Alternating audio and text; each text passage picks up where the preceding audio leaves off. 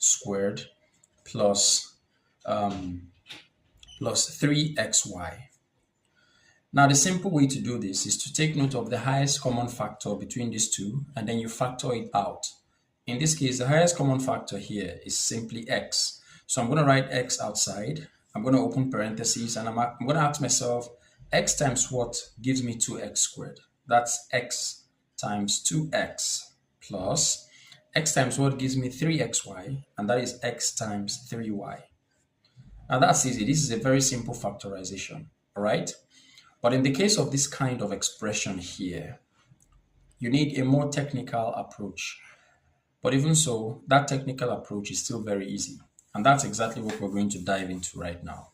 So the question is, how do you solve an equation like this?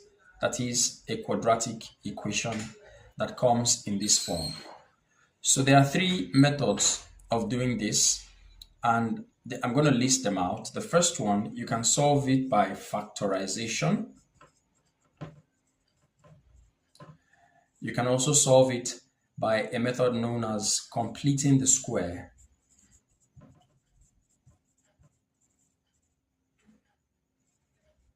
And you can solve it by the formula method.